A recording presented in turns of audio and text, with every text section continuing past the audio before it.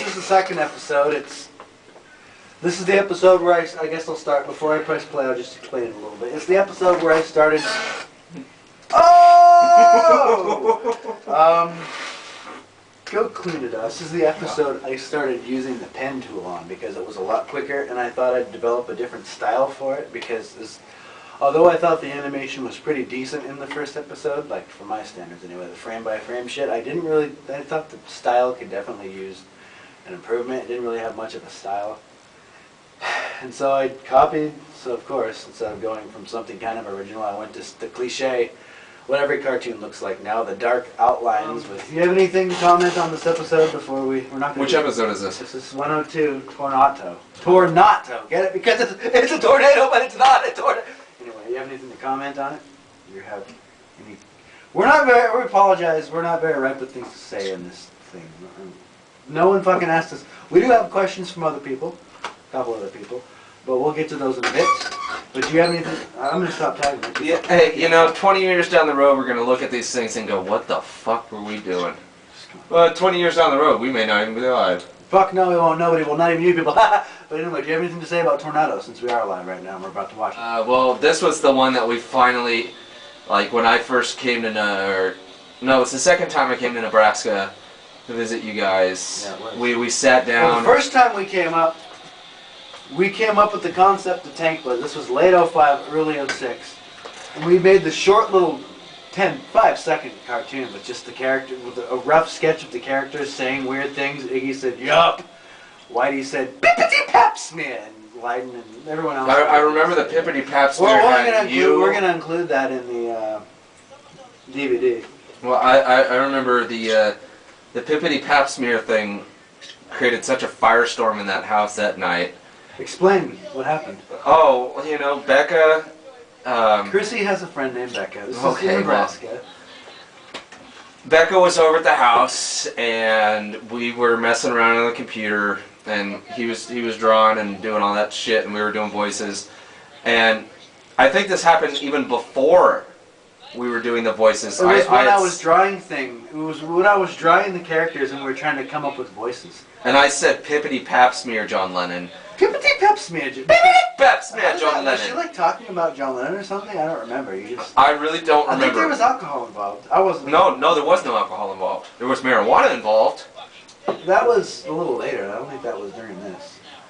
But yeah, I mean, Becca and Chrissy and you couldn't stop laughing, and so you had to include it in there. We thought, wouldn't it be funny if the little green frog who hung on the glass had this fucking weird British accent? Yeah. It's hot as tits in here, though. Although it was going to start off as kind of being more like this, with like the high voice, but it just turned into Errol. Errol, how's it going?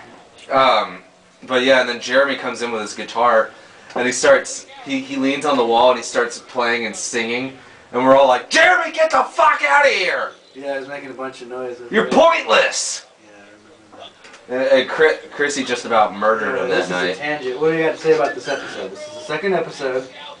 Everyone take shelter! The animation is significantly different. Significantly, and the voices are significantly different because they're more mature. Improved, but it's definitely different. No, it's from the first episode to this, it has definitely improved. It's just a different style. What the fuck, man? Their pupils were huge. I haven't seen any of these episodes since before I started working on the one that I just finished, and it's just all different. Well, and this is the shortest episode. It's just under 6 minutes. And See, elephant. We had a plastic elephant in the tank for Frog Stomp. When we were recording the voices, we was just sitting in front of a computer for seriously a day. We did this.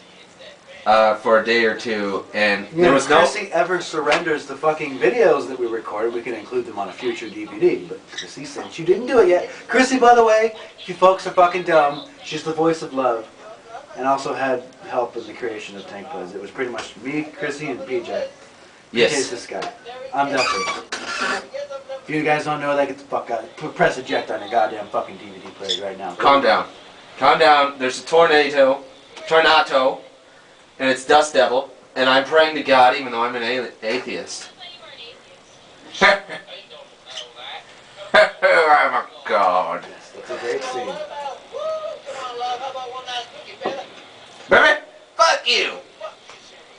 I remember for the first episode, or one of the episodes when Iggy was, I think it was the third episode. Iggy's eating the cricket.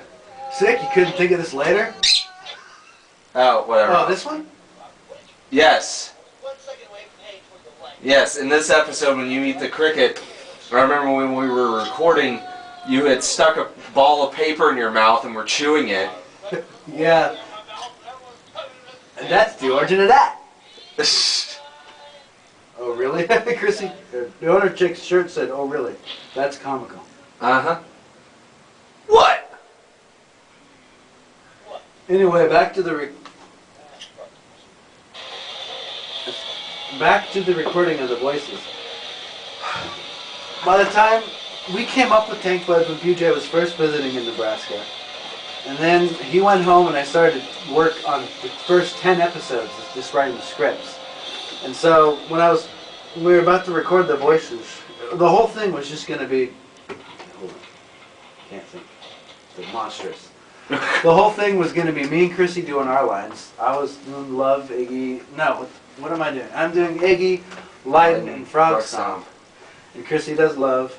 And we were just going to do our lines. And we did this this is how we did the first episode. We recorded our lines and then PJ fucking took him a while. He came, first, granted, he had to come up with how his character was going to be. Hey, and I'm also going to school at the same time. He did a damn good job.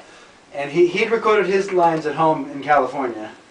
And then he'd emailed them to us. And then we'd just kind of splice it all together in the cartoon.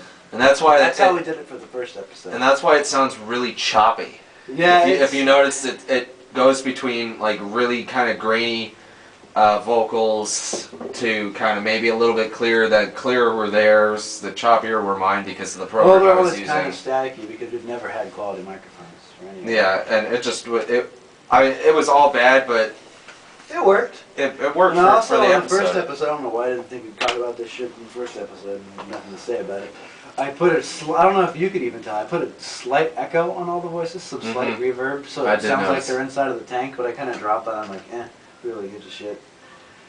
But, yeah, then we did that, and then I just, after I finished the first episode, animation and everything, I pretty much said, fuck it.